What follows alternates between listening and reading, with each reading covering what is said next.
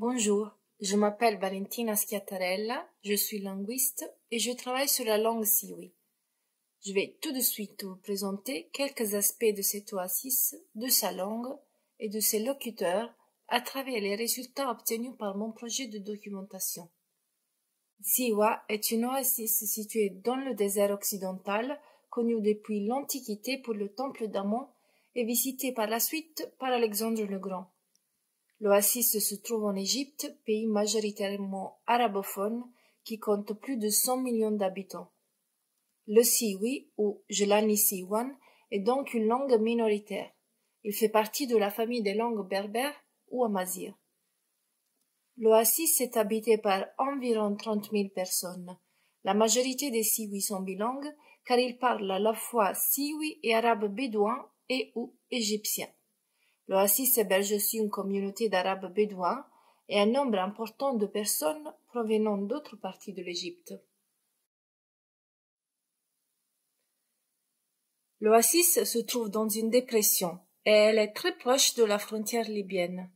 Elle a beaucoup de ressources naturelles grâce à la présence d'eau dont le sous-sol est très riche. Dans l'oasis, il y a des lacs et des sources d'eau douce, salée, chaude ou froide. Cette carte donne une idée plus claire de la position et des caractéristiques géographiques de Siwa. Le siwi n'est pas parlé seulement à Siwa, mais aussi dans une autre petite oasis à environ 100 km appelée El Gara. La société de ces deux oasis est organisée en tribus, et la religion pratiquée par les siwis est l'islam. L'économie se base en grande partie sur le tourisme, la production d'olives et dattes et l'exportation d'eau et sel. Les écoles sont en arabe, qui est la langue officielle du pays. Le bilinguisme semble bien établi depuis plusieurs décennies. Le contact avec l'arabe n'est pas en effet si récent. Au contraire, des changements plus récents et rapides nous poussent à nous questionner sur l'importance de documenter cette langue. Ces images satellitaires montrent comment l'oasis a changé depuis 1984. Il est facile de remarquer que les surfaces habitées ont augmenté. La population de Siwa ne cesse pas de grandir, grâce aussi à l'arrivée de personnes d'autres parties de l'Égypte. À partir des années 80, une route qui permet les liens entre Siwa et la côte méditerranéenne a été bâtie. Parmi les changements les plus importants que l'arrivée de nouvelles personnes a entamés, il y a sans doute l'ouverture vers les mariages exogames et donc l'établissement de couples mixtes qui changent, dans la plupart des cas, les dynamiques de la transmission de la langue.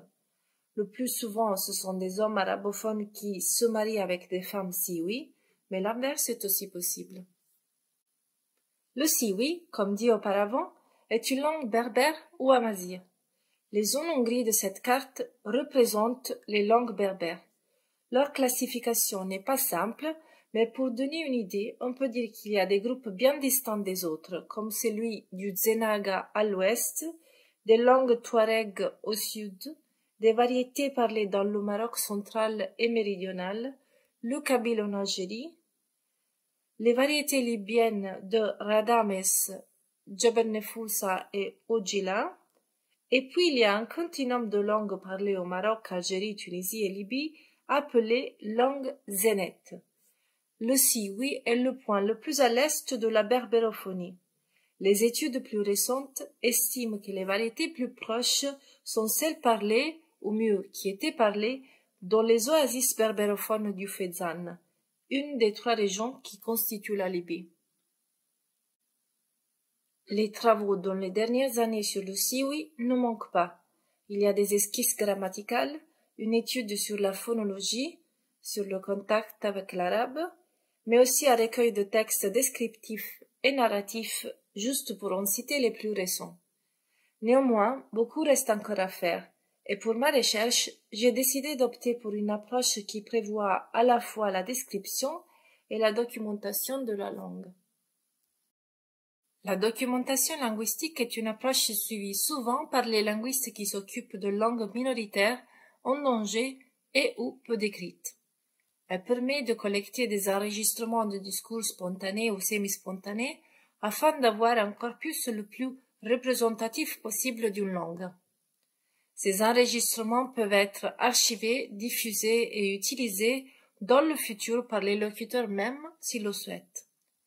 Il s'agit d'un travail collaboratif entre le linguiste, la communauté des locuteurs et les spécialistes de domaines complémentaires. Il est indispensable de mentionner que des initiatives de documentation et de sauvegarde sont menées par des gens de Siwa aussi. À titre d'exemple, je mentionne l'existence du musée Agbeni Siwan, la maison de Siwa, qui contient plusieurs objets traditionnels de l'oasis, ou le groupe de femmes appelé Teltawen, qui offre des cours de broderie, bijouterie, vannerie et tapisserie. L'Atlas de l'UNESCO sur les langues du monde en danger classifie le siwi parmi les langues qui ne sont plus transmises aux enfants. Cette définition ne correspond pas exactement à la situation actuelle, où le siwi reste la langue de prédilection pour les familles siwi. Néanmoins, en raison des changements déjà mentionnés, en particulier les mariages exogames, un projet de documentation me semblait adapté à cette langue. Mes enregistrements ont donc été archivés dans LR, l'archive de l'ILDP.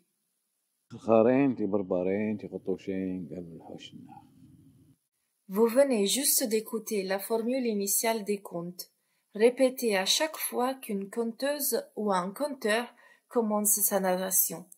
En effet, avec des enregistrements divers et variés, on a pu collecter des textes dont le contenu est aussi intéressant par ceux qui sont passionnés par d'autres domaines, comme celui de la littérature orale. Le conte, appelé ainsi Witanfast, est habituellement de deux types, le conte d'animaux et le conte merveilleux. Dans les contes d'animaux, les personnages le plus souvent retrouvés sont le chacal, la chèvre, le chien, la vache. Depuis toujours, comme dans les autres contes oraux, les animaux sont une personnification des vices et vertus des hommes. Dans les contes merveilleux, il n'est pas rare de trouver des personnages comme l'ogre ou l'ogresse, ou bien des pouvoirs magiques. Par ailleurs, il ne manque pas à Siwa de récits ou légendes attribués à certains personnages ou événements du passé. Les locuteurs les encadrent souvent par les mêmes formules initiales et finales que les contes. Ces récits ont le but de transmettre une mémoire collective des faits qui, vrais ou faux, ont aidé à façonner l'histoire de Siwa et de ses habitants. Nombreux sont aussi les devinettes et les dictons, les proverbes, les chansons et les poèmes. Les textes que nous analyserons pendant le cours portent aussi sur la présentation des espaces publics et privés à Siwa, comme la citadelle ou les maisons bâties avec un matériel traditionnel fait d'argile, sel et sable. Nous analyserons aussi comment l'économie du lieu est strictement liée à l'écosystème de l'oasis. L'activité la plus importante est sans doute celle liée aux palmiers, à ses différentes parties qui ont nombreux emplois, ainsi qu'à ses fruits, les dattes, utilisés dans plusieurs préparations selon leur qualité ou leur niveau de maturité. Le savoir lié à cet arbre est représenté par un lexique très riche et spécifique pour chaque élément. Et pour finir, nous analyserons aussi les textes qui décrivent les activités artisanales, les jeux ou les préparations culinaires, comme montré par les petites vidéos qui suivent.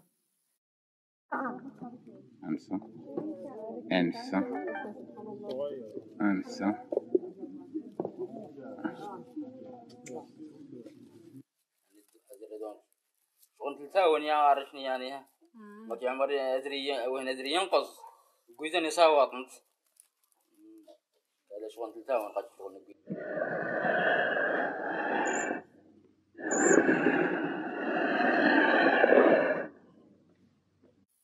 Ces textes nous ont également permis de décrire des phénomènes linguistiques fort intéressants, comme les fonctions liées à l'accent sur le nom en siwi.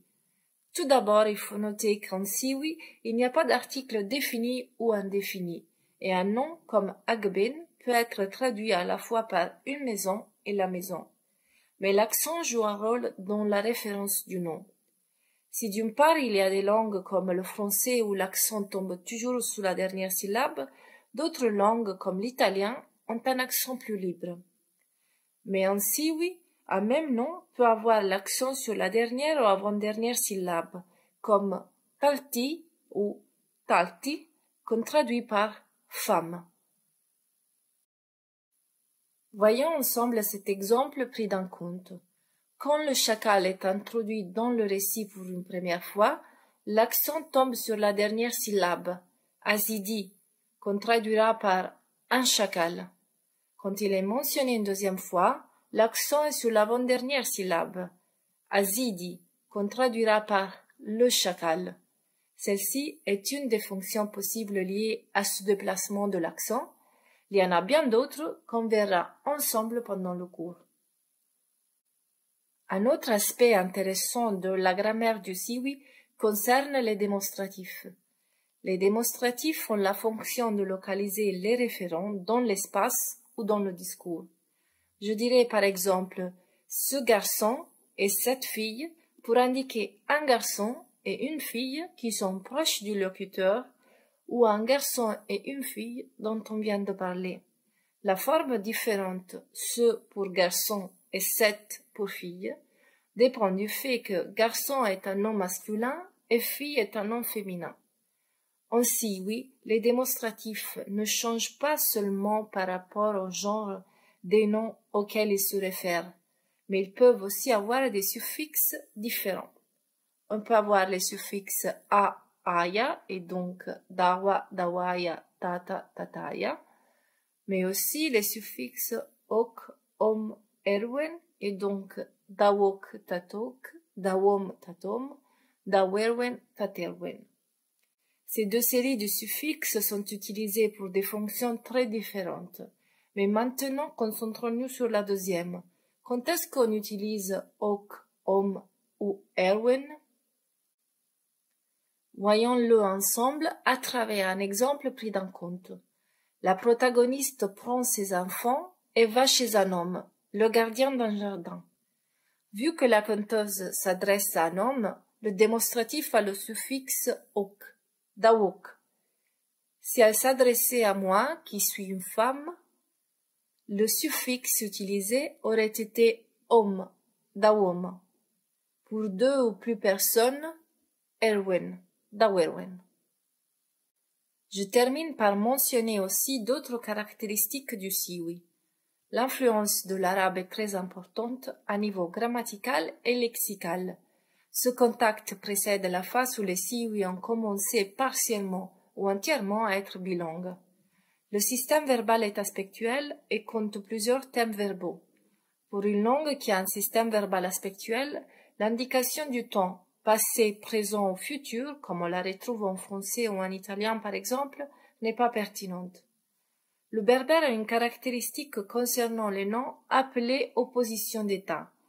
Les noms peuvent être à l'état libre et à l'état d'annexion, et cela dépend de la position du nom par rapport au verbe, son rôle grammatical et d'autres facteurs. Voici un exemple du kabyle.